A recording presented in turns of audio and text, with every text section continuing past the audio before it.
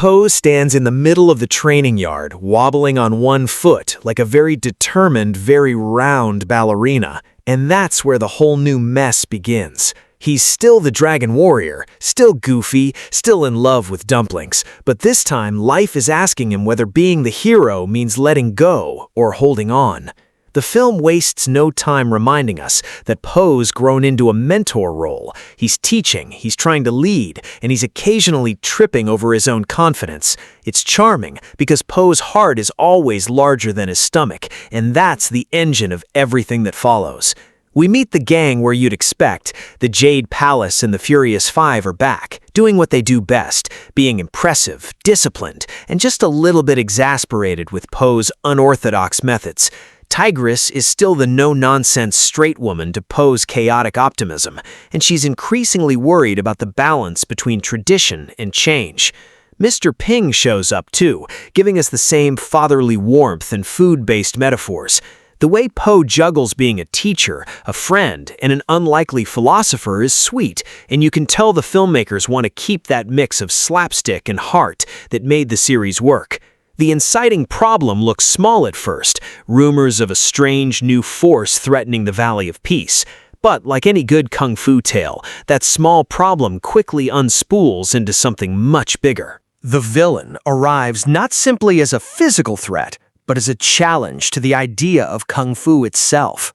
This antagonist, clever, shadowy, and with a touch of theatrical flair, seeks to upend the long-held balance, poking at Po's insecurities while promising a sort of new order.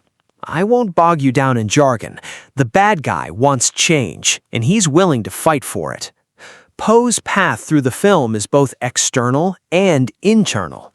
On the outside, there are the fights, beautifully choreographed, often hilarious, and occasionally surprising in how inventive they get with the film's cartoony physics. You'll see classic hand-to-hand sequences, big set pieces with inventive use of the environment, and a few moments that lean into magic and style more than sheer combat. The animators play with scale and timing in ways that make each action beat legible and fun, and Po's clumsy flash style, turning disaster into victory with a smile, remains delightful. On the inside, Po's journey is about succession, identity, and what it means to lead. He's forced to confront the idea that being the Dragon Warrior isn't a title you hoard, it's a responsibility you pass on. That theme shows up when he meets a new young fighter, a scrappy, quick-witted character from the outskirts who's got skill and attitude, but not the polish of the palace-trained warriors. Their chemistry is the heart of the movie for me. The kid is skeptical of Po, Po is wildly enthusiastic to help, and their attempts to connect are funny and touching. The kid pushes buttons Po didn't know he had, and in doing so, helps Po grow in ways he hadn't expected. Meanwhile, the Furious Five play their supportive roles with nuance. Tigress, especially, gets a tender subplot where her rigidity softens into respect for Po's different approach to teaching. Their jokes about tradition versus flavor. Seriously, there's a great scene where someone criticizes Po's training methods, and he replies with a dumpling analogy so honest it almost becomes philosophy. But those gags never undercut the emotional stakes. The film makes it clear that tradition and change both have value. It just depends on how you balance them. As the villain's plan accelerates, the stakes get personal. Old secrets are hinted at, loyalties are tested, and Po faces an almost archetypal fork: cling to the safety of who he's been, or risk everything to redefine what a warrior can be. The set pieces here are not just explosions and kicks, they're narrative moments where Po's choices matter. One particularly memorable sequence involves Po having to improvise a defense using nothing but raw materials and improvisational kung fu. He turns mundane items into martial props in a way that's hilarious and surprisingly profound. It's a neat reminder that Po's greatest asset has never been pure technique, it's creativity and heart. Of course, no Kung Fu Panda movie would be complete without some heartfelt family beats, and this one delivers. Mr. Ping's scenes are small but solid anchors, reminding Po why he fights at all: for family, for community, and for that little ridiculous hope that everything can be better. There's also a subplot that peels back more of Poe's past, not to retread old ground, but to show how his roots influence his choices as a leader. The film smartly uses those moments to build empathy rather than sentimentality, so you feel the weight of Poe's decisions without being drowned in them. The villain's arc is surprisingly textured.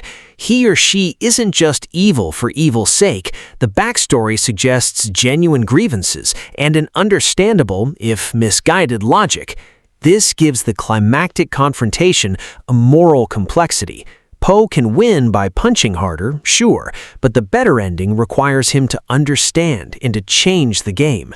That shift from physical victory to moral resolution is where the movie earns its emotional payoff. There's a sequence near the end where Poe actively chooses compassion over domination, and that choice flips the battle's outcome in a way that's satisfying rather than saccharine.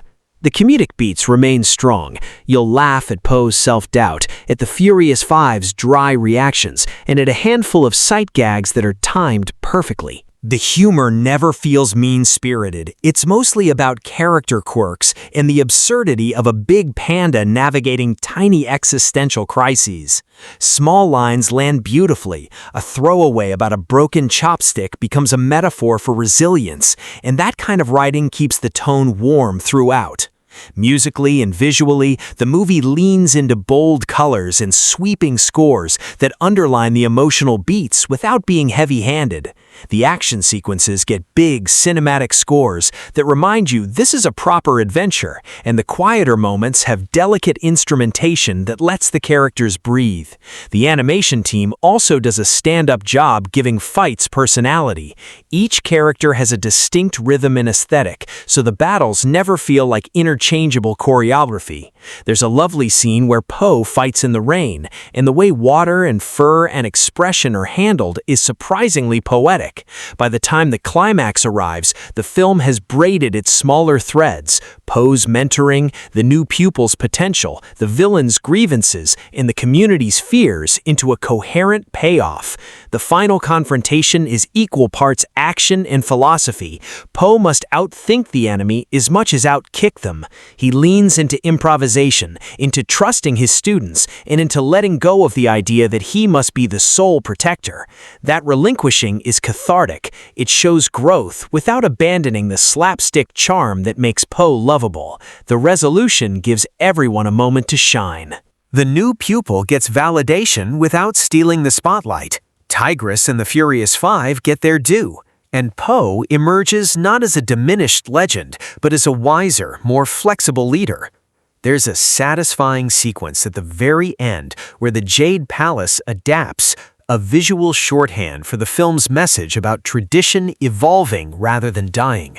And yes, there's an emotionally resonant final beat involving family and food that'll get a little lump in your throat if you're prone to that sort of thing. You've been warned. Overall, Kung Fu Panda 4 feels like a comfortable, warm continuation of Poe's story. It's not trying to reinvent the wheel, but it does refine what fans love: big, inventive action, humor that works for both kids and adults, and an earnest heart that believes in redemption and community.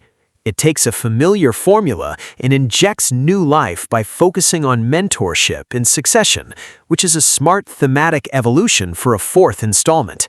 If you're in it for the laughs and the action, you'll get plenty.